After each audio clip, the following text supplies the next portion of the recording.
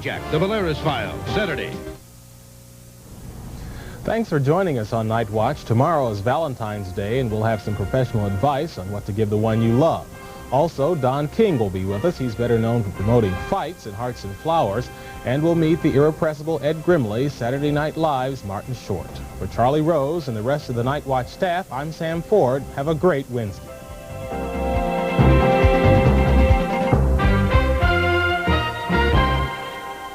This is CBS.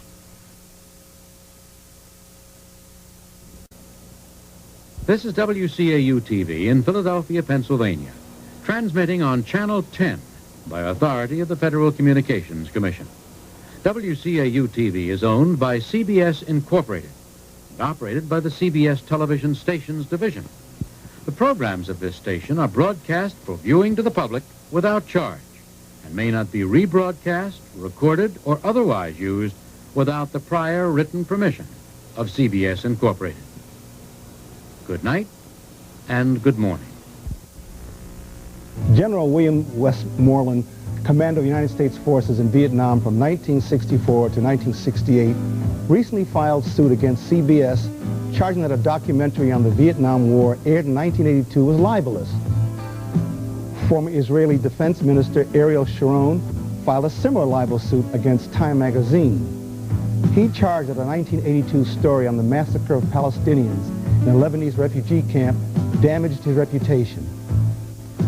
Now the latest clash between the press and government involves the Washington Post's refusal to honor requests made by Defense Secretary Caspar Weinberger to hold off stories about an upcoming military shuttle mission. These three separate incidents, among others, raise some interesting questions about the role of the media today. This morning, we'll try to answer some of those questions. I'm Chuck Stone. Welcome to Daybreak.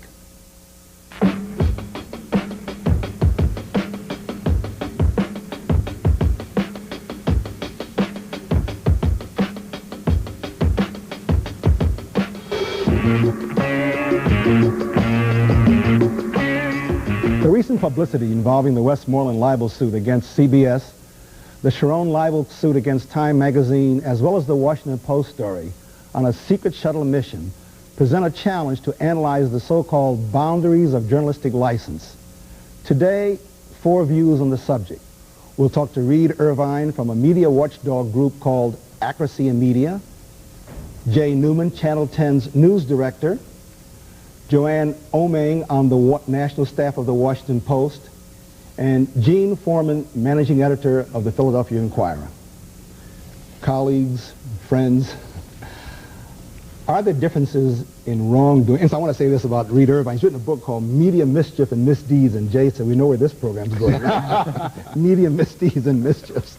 But are there differences between, say, a libel suit, for example, and the alleged accusation of irresponsibility on the part of the Washington Post? Do you put them in the same category, or are they different in severity? Well, if you're asking me, Chuck, you know, there are all kinds of libel suits that are available. The Westmoreland case, which is for $120 million and involves a former commander and world-renowned figure, is serious business, not only because of who it is, but also because the nature of the charges that were made. That is, that he is accused of having, in effect, betrayed the trust that was placed in him when he was commander, and possibly have caused a disaster that may have resulted in the loss of many, many lives. That's a very serious charge.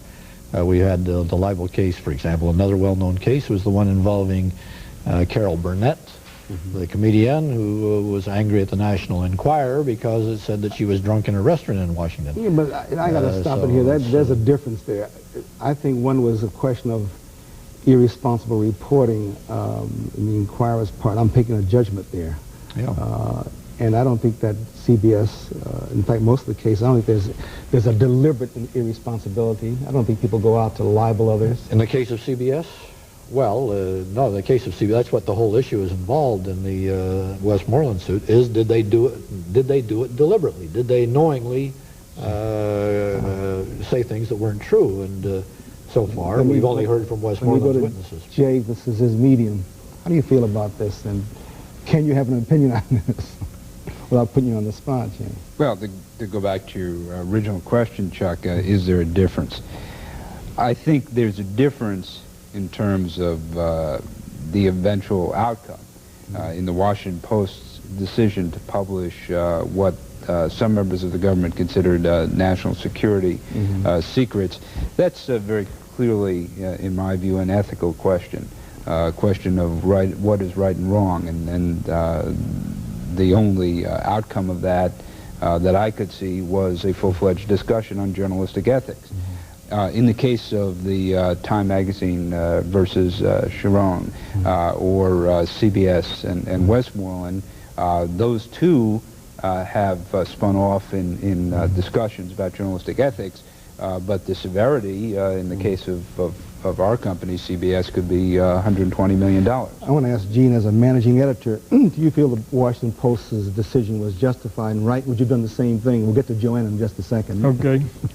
Well, from what I've read, I think that the Post acted responsibly. I think that, as Ben Bradley, the editor of the Post, has pointed out, much of what was reported in the story in question had already been available in public literature some time before the Post published it. It was very much in the news at this particular point. General Abel having mentioned the upcoming mission in his remarks at press conference just a couple of days earlier.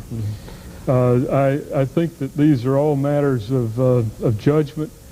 My feeling is the Post did all right, and I don't take that lightly, and I know that the people at the Post didn't either. Yeah, Joanne, when you were in Central America for a while, weren't you?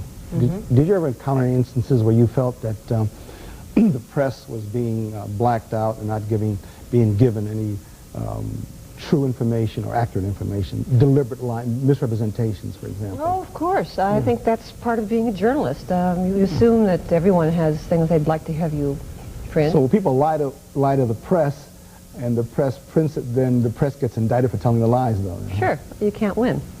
I think the best way you can go at it is to assume that everybody has a piece of the story. Nobody has the whole thing. And so you listen to people for what they tell you, and you figure, well, that's what they want me to hear. And there's probably more to it. You talk to other people and get their pieces.